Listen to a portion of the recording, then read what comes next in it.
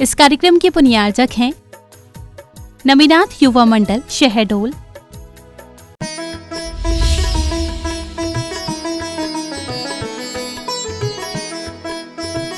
और फिर आचार्य श्री ने जो उस विषय को लिया तो समय की स्थिति बनी कि समाज में कोई कुछ न सोच सकता न बोल सकता। आचार्य श्री ने आचार्य पद का इतना बड़ा महत्व बतलाया और यह कहते हुए उस प्रस्ताव को सिरे से खारिज कर दिया, यह कह करके कि मुझे मेरे गुरुवर से प्रदत्त मुनि का पद और उसमें भी ना पाने की भावना के बावजूद भी गुरुवर की कृपा और आज्ञा के परिणाम स्वरूप गुरु दक्षिणा में ही मुझे जो आचार्य पद मिला है वह पद पंच परमेष्टियों में से मध्यम पद माना जाता है और ऐसे पद को मैंने प्राप्त कर लिया है। तो अब इसके अलावा मुझे कुछ भी पाने की जरूरत नहीं है और जो बात इस सभा में मेरे सामने रखी गई है उसे मैं कदापि स्वीकार करूंगा ही नहीं।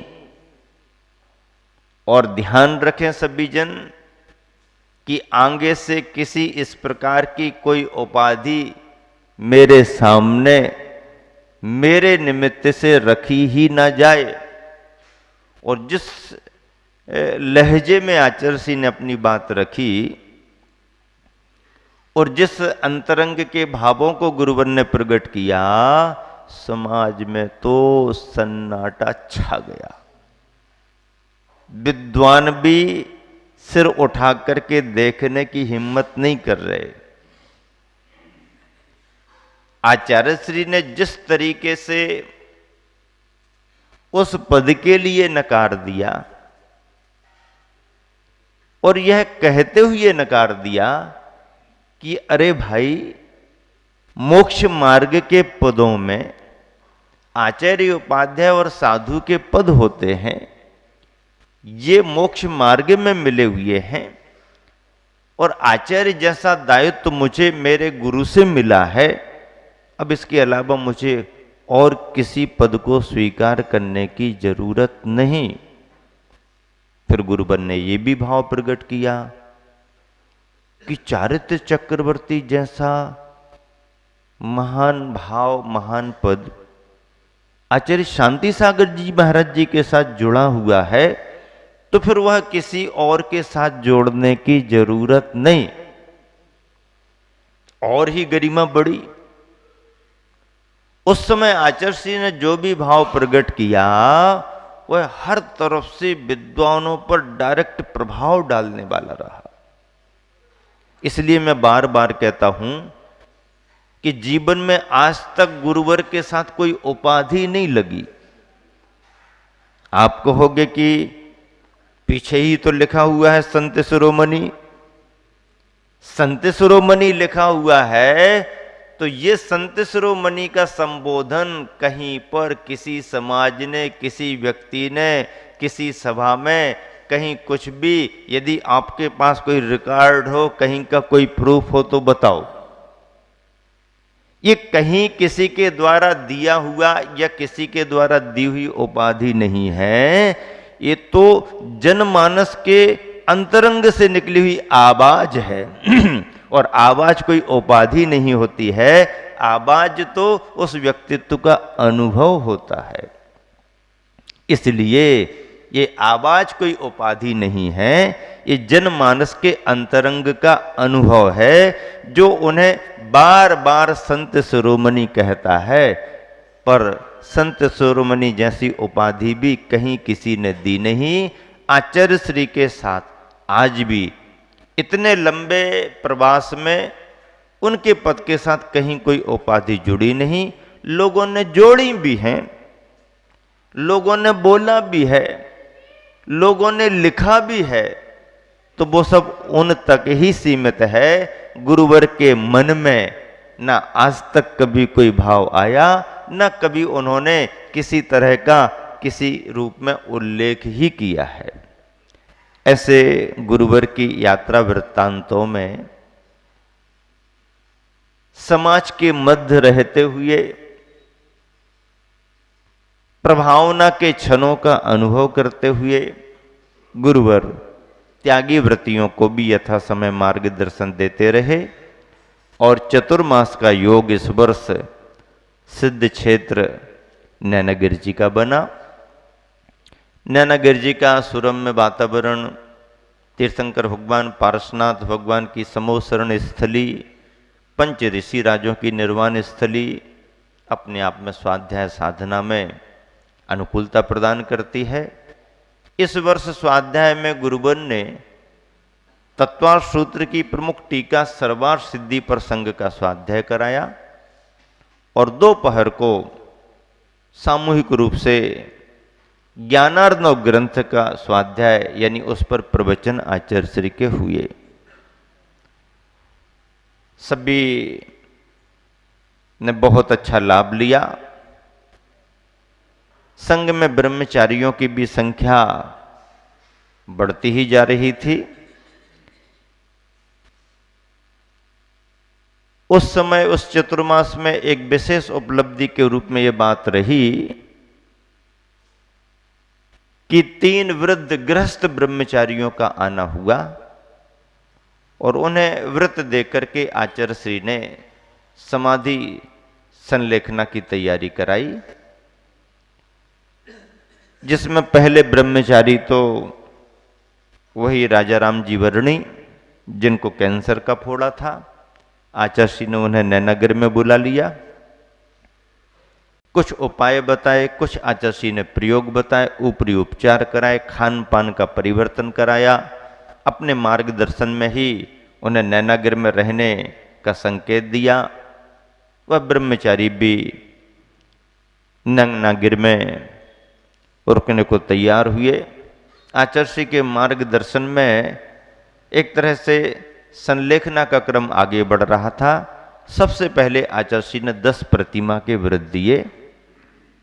10 प्रतिमा के व्रत दे करके एक तरह से उनको अपने नाम का भी संस्कार खत्म हो, इसलिए समाधि सागर जैसा नाम एक संलेखना के रूप में ब्रह्मचारी का 10 प्रतिमा देकर के नाम बदल दिया।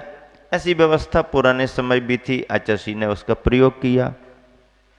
संलेखना अच्छे से चली, खान पान का क्रम बढ़ता गया। शरीर भी उनका केवल कैंसर के फोड़े को यदि गौण करें तो बाकी फिट था, स्वस्थ थे, कोई दूसरी असुविधा उनको बिल्कुल भी नहीं थी। आचार्य श्री का ख्याल था कि पहले तो इनका जो फोड़ा है इस पर कंट्रोल किया जाए और फिर धीरे धीरे इनको आगे बढ़ाएं। और कुछ ही दिनों में आचार्य श्री ने जो ऊपरी प्रयोग बताए, किस तरीके से उस पर लेप लगाया जाए मिट्टी आदि का, किस तरीके से एक कोई तेल लेकर के गर्म पानी में डाल करके, ताड़पीन का तेल लेकर के गर्म पानी में डाल करके और उसका कपड़े में बाष्प लेकर के उससे सिकाई की जाए और कैसा क्या आदि आदि करके एकदम अनुभव सिद्ध प्रयोग आचार्य श्री ने कराए। खान पान में इस तरीके का दिया जाए, इतना ही दिया जाए, ऐसा ही दिया जाए। तो ऐसा होते करते 15-20 दिनों में स्थिति ये ख्याल में आने लगी कि उनके शरीर की शुद्धि होने लगी और शरीर की शुद्धि होने से स्थिति ये बनने लगी कि जो कैंसर का फोड़ा, हम लोग उस समय ब्रह्मचारी थे, वैयावृत्ति में हम लोगों की ही नियुक्ति थी। मैं स्वयं, अपने मुनि स्वभाव सागर जी जो रहे वो ब्रह्मचारी अशोक कुमार जी, और जो समाधि सागर जी रहे अभी वो राजेंद्र जी ब्रह्मचारी, ऐसे 3 ब्रह्मचारियों की प्रमुखता में और 4-6 सहयोगी ब्रह्मचारियों ने, और बंडा में ही रहने वाले एक पुराने अनुभवी गृहस्थ ब्रह्मचारी बाबूलाल जी पंडित जी के नाम से जाने जाते थे, उनके अनुभवों का लाभ लेते हुए उनकी वैयावृत्ति की प्रमुखता से हम लोग सभी संलग्न हो गए। आचार्य श्री ने एक टीम तैयार कर दी। सुबह शाम 24 घंटे बराबर ध्यान रखना, आचार्य के जो निर्देश, प्रतिदिन उनको दर्शन कराना, उनका ध्यान रखना, उनका स्वाध्याय कराना आदि आदि एक क्रम चलता रहा। और आचार्य ने उन्हें पहाड़ पर ही, पर्वतराज पर ही अपने जहाँ पर आचार्य चतुर्मास में विराजते थे, विश्राम करते थे, मंदिर के बाहर दालान में, खुली दालान में, ऐसी दालान में जिसमें कोई खिड़की नहीं, कोई दरवाजे नहीं, मंदिर बना है, गर्भालय अंदर है, बाहर जो आने जाने वालों के लिए छोटी सी एक समझ लो केबन जैसी बनी रहती है, वो उसी दालान में पूरा चतुर्मास खुले में, कोई गेट नहीं, कोई फाटक नहीं, कोई फटकी नहीं, यूं ही। और पीछे जरा निकल के मंदिर के जाओ तो इतनी घास फूस, झाड़ झंखाड़ कि दिन में भी आदमी को उस तरफ जाने में लगे कुछ है तो नहीं। और रहते थे, वो मंदिर ही ऐसे बने थे, वहां इसके अलावा कोई स्थान थे नहीं, सब निश्चिंतता से संग रहता था। कोई कोई संग मंदिर के अंदर गर्भालय में, तो उसमें गेट वेट लगे रहते थे। इस तरह से आचार्य का वहां प्रवास था। राजा राम जी वर्णी को आचार्य ने बाजू में ही रखा। मुनि संघ के और समय सागर जी, योग सागर जी, नियम सागर जी आदि महाराज जियों का समय समय पर मार्गदर्शन मिलता था, उनकी देखरेख चलती थी, तो उनका क्रम चलता रहा। कुछ दिनों बाद देखने में ये आया कि शरीर से अंतरंग की शुद्धि होने के कारण कैंसर के फोड़े में फर्क आने लगा। और जो इतना बड़ा, जैसे बिल्कुल लाल लाल सुर्ख गुलाब जामुन हो, ऐसा इतना बड़ा फोड़ा हम लोगों ने खुद बियवृत्ति करते समय देखा। इतना बड़ा फोड़ा धीरे धीरे धीरे धीरे कम होने लगा और स्थिति ये आई कि केवल वहां पर निशान रह गया और कुछ भी नहीं। डॉक्टरों को आश्चर्य होता था, परिवारी जन उनके देख करके आश्चर्यचकित होते थे, और हॉस्पिटल में ये नहीं हो पाया, यहां कैसे हो गया। और कैंसर जैसी उनकी जो परेशानी थी, जलन की आदि आदि, फोड़ा के बैठ जाने पर शमन हो गई। कोई अंदर का पुण्य कर्म भी उदय में आ गया होगा, त्याग के परिणाम से गुरुवर की कृपा का फल भी होगा, या समझ लीजिए कि शरीरगत उनको कुछ अनुकूलता बन गई होगी उपचार से। ये स्थिति बहुत अच्छी बनी। सारी जलन वेदना जो उनको होती थी वो शांत हो गई। संलेखना का क्रम अच्छा चला। रात में हम लोग भी अपनी अपनी ड्यूटी बना करके रहते थे। एक रात ऐसा हुआ, बरसात का समय, बारिश पानी का समय, एक छोटी सी लालटेन जला करके बाहर रखवा देते थे। रात में कहीं आना जाना हो तो थोड़ा उजाला होना जरूरी है। ब्रह्मचारी लोग अंदर अंदर ही उनका विश्राम और पाठ वगैरह करते। बराबर 5-6 फीट की दूरी पर ही आचार्य श्री का स्थान था। अलग अलग मंदिर थे, बीच में थोड़ा सा रास्ता। आचार्य श्री को भी ख्याल रहता था कि क्या चल रहा है। एक रात ऐसा हुआ, आचार्य श्री तो उस तरफ सामायिक में बैठे ही होंगे। लगभग 9:30-10 बजे की बात रही रात की। कोई एक बड़ा काला सर्प घूमते फिरते और उजाला देख करके अंदर की ओर आया। उजाला देख करके आया होगा, उसको अपना कोई खाद्य पदार्थ, उस तरफ लाइट में कीड़े मकोड़े रहते हैं, कुछ देखे होंगे, तो उस हिसाब से वो अंदर को आ रहा था। अंदर को आ रहा था और उस समय ही हम लोगों का पाठ मेरी भावना का चल रहा था।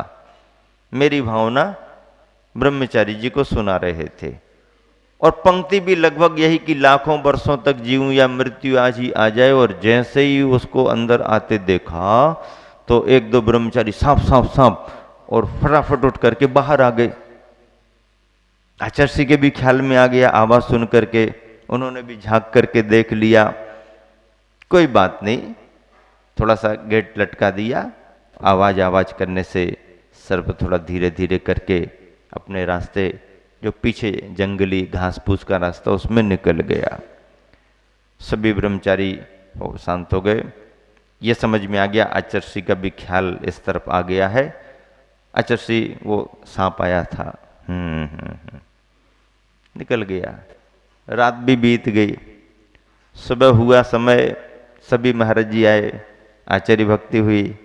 आचार्य ने बीच में प्रसंग लिया, बोले रात में ये ब्रह्मचारी लोग मेरी भावना पढ़ रहे और कह रहे लाखों वर्षों तक जीऊं या मृत्यु आज ही आ जाए, और वो काला काला देखा तो सब भाग गए। काला काला थोड़ा देखा तो निकल के बाहर आ गए सब। हैं, मेरी भावना कहाँ गई भाई तुम्हारी? संग तो समझता है, हंसने लगे सभी लोग। बोले अब खुला है, जंगल का वातावरण है, कभी कभी परीक्षा हो जाती है। ऐसा करके आचर्षि निकट ही रख करके पूरा ध्यान रखते थे। और अंत में उन्होंने बहुत हिम्मत से, बहुत साहस के साथ आचर्षि को निवेदन किया, मेरे बहुत आगे बढ़ने के भाव हैं, अनुकूलता बहुत बन चुकी है, आप हमारे को और भी कुछ संस्कार दें। आचर्षि ने कहा इस हिसाब से अब कोई संस्कार ज़्यादा दिए नहीं जा सकते हैं, क्योंकि आगे की यदि बात हो तो उसमें चर्या करना पड़ती है, आपका शरीर अब ऐसा नहीं है। तो 2-4 दिन रह करके फिर उन्होंने निवेदन किया कि नहीं, बहुत भावना है, आखिरी में सही कम से कम मुद्रा तो मिल जाए हमारे लिए। तो आचर्षि ने कहा मुद्रा तो मिलेगी, लेकिन एक शर्त पर मिलेगी कि जीवन पर्यंत का तुम्हारे जल का त्याग होगा, क्योंकि आप ग्रहण तो कर नहीं सकते खड़े होकर के, और जब ग्रहण नहीं कर सकते हो तो फिर आपको त्याग ही करना पड़ेगा। उसके बाद ही मुद्रा एक संस्कार के रूप में अंतिम समय में दी जा सकती है, वैसे तो यथार्थ दीक्षा तो मानी नहीं जाएगी। उन्होंने कहा जो भी आप कहो करने को तैयार है। उन्होंने आजीवन के नाम पर जल का भी त्याग कर दिया। स्थिति उनकी वैसी चल भी रही थी, स्थिति वैसी थी भी, और शरीर भी अनुकूल बैठ गया था। 2 दिन वो बिना पानी के रहे और उनकी समाधि अच्छे से संपन्न हुई। 2 ब्रह्मचारी और आए, एक चिरंजी लाल जी विदिशा वाले आए, और एक बालचंद जी मऊना ग्राम पास में ही है वहाँ से आए। दोनों पुराने गृहस्थ ब्रह्मचारी थे, लेकिन काफ़ी समय से स्वाध्याय साधना में संलग्न थे, आश्रमों में रहते थे। बालचंद जी मऊना वाले ब्रह्मचारी तो 90 साल के थे, फिर भी ठीक ठाक दिखते थे। उन्होंने भी भाव रखा, परिचय समाज थी, उनकी दृढ़ता देख करके गुरुवर ने उनको भी आशीर्वाद दिया। चिरंजी लाल जी विदिशा वाले ब्रह्मचारी आए, वो भी अच्छे साधक थे, लेखक थे। आचार्य ने उन्हें भी शरण में रखा। दोनों को 10-10 प्रतिमाओं के व्रत दे करके, एक का नाम स्वभाव सागर जी रखा, एक का नाम समता सागर रखा, आदि आदि। उस संलेखना के समय के नाम 10 प्रतिमा दे करके नाम दिए गए, और इनके भी संलेखना के क्रम चले। निरंतर ज्ञानार्णव पर स्वाध्याय प्रवचन चलता, माहौल वैयावृत्ति का।